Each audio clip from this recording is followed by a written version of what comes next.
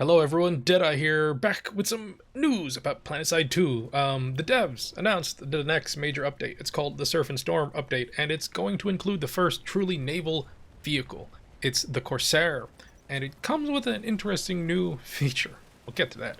Along with this update will come changes to Oshur, and in this video I will also go over the recent hotfix that came out targeting the summer fun event. I'm going to throw on some background footage, and I'll show some the screenshots the devs shared. So let's get right onto the news, okay? So with the Surf and Storm update comes the shiny new naval vehicle, right? The Corsair. So it's described in the letter as a patrol boat slash waterborne sunderer, okay? It seats 5 passengers and the driver. 2 gunners are going to have access to the basic NS weapons, so the Basilisk, the Bulldog, and the Dingo, which, in case you don't know, is the dumbfire proximity lock-on rocket pods that are on the Colossus, I think? Or the Chimera? One of those big tanks I never end up using. So it's one of those, I think. Anyways, but, alright, so this is the crazy thing, okay? The new feature they mentioned coming with the Corsair is called the catapult system. So this thing is going to allow the passengers, at least, to launch themselves in any direction of their aim, okay? I think, right, does Sea of Thieves have this? I haven't played Sea of Thieves, so I don't know, maybe I'm getting it confused with another game, but I feel like I remember seeing something like this in Sea of Thieves. Anyways, so you can aim yourself. There will be a safe landing. This is only going to be limited to the Corsair because putting this on a like a land vehicle would be kind of crazy. It's already pretty crazy the way it is. I can't wait to see how this actually affects things, because the overall intent of this letter, right, this update I should say, is to make the water feature of Oshur more interesting to use, and giving it something like this actually sounds pretty interesting. So I really can't wait to see how this is working in the game. Alright, the other big part of this update is just broad changes coming to Oshur, okay? So they admitted in the dev letter there was little reason to use the water area. So these fixes are trying to, these changes I should say, are trying to fix that. So there's going to be more sea posts to add different angles to attack the lattice. I like that, because the lattice in Oshur is kind of tough to deal with. There will be now underwater capture points at these sea posts. The sea posts are getting cut in half. Instead of having 2 like helipads, they're only going to have 1. They are adding a mobility device for underwater. It's like, I don't know what it looks like, but it's going to sit in your tactical slot and allow you to move around underwater much more quickly. I feel like I mentioned those 3 things, basically. Or at some point in one of the other Oshur coverage videos I did. So I'm kind of glad to see that it's being added. I'm not going to be like I told you so kind of guy. I'm assuming pretty much everyone who covered Oshur or anyone who's played Oshur feels the same way after just a little bit.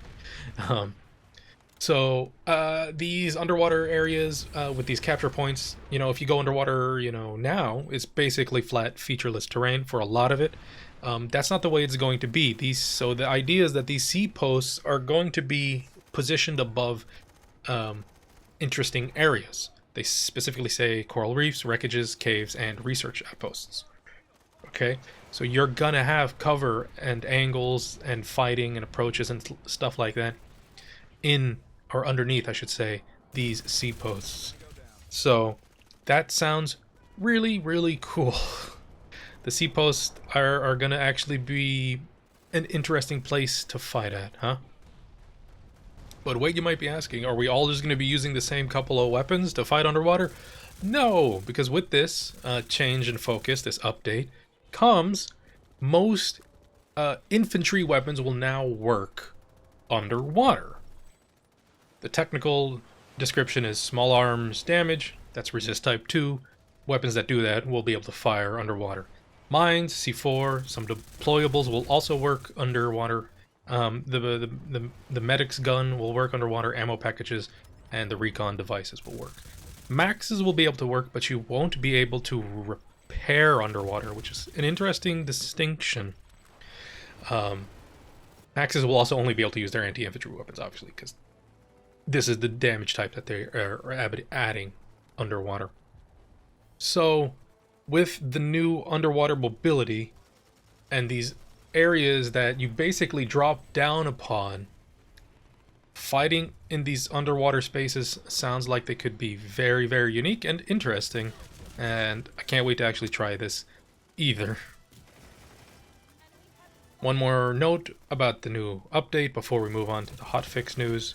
Outfit Wars is coming back, and for the first time, outfits of the same faction will be able to fight each other, and also for the first time, NSO operatives will be able to participate. I don't know much about Outfit Wars. I never participated in it. I don't think I was playing the game the last time this happened. I was probably on an off cycle. That happens. So I don't really know anything about it. I don't know if it's a new map necessarily. The map that it's going to battle on is called Nexus Island. It's cold and it's got 9 bases. I don't really know much about it. I'll show the screenshots up. This is probably interesting to some people who take part in it. I don't know anything about it though, so it's coming back though. All right, now let's talk about the hotfix that focuses on fixing the directive. So the part 1 of the directive has at least been extended through July 5th, which is good because it was broken for a week and it was very tough to finish in that week. In the 2 weeks, I should say. I think I could have finished it, but I've been playing the game pretty much nonstop to get it finished. Once they announced that it's going to be extended through July 5th, I'm taking a little bit of a break.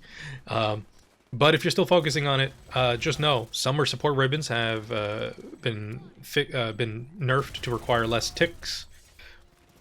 Great. The trident, the objective, now works defensive. Great. Now it's actually doable. They say aerial anomalies will now trigger more often, but still only once per continent. That's a little weird kind of wording because it didn't seem like it was triggering at all ever. I thought I heard somewhere they turned them off, but who knows? I saw one once, and that was the footage you saw in the other video. I think they should trigger more often, but mini alerts is a subject of another video that I'll get around to eventually. And those are the main things. There's 4 other points. I'll put the patch notes on, or excuse me, the hotfix notes on the screen. But those are the 4 big points about the directive. And thank goodness. Man, I want that bamboo camo. I can't wait though. Alright, so that was the 2 big pieces of news about Planetside that came out in the last couple days. I hope you all enjoyed this video. If you did, do please subscribe. Daily uploads and all that. I do mostly Let's Play content, but I do Planetside news when it's available. So yeah, please subscribe. That's it for me. Hope you all enjoyed and hope to see you all soon, alright? Alright. Bye-bye now.